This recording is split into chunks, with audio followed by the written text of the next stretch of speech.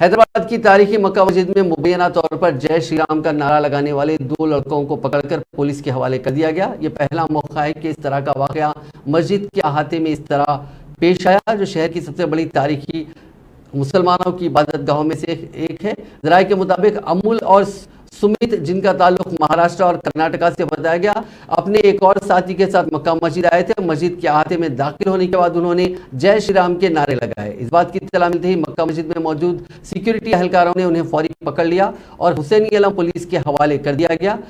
ये भी कहा जा रहा है कि उनके फोन की रिंगटोन जय श्री राम की थी, उन्होंने नारा नहीं लगाया। पुलिस इस पूरे मामले की छानबीन कर रही है।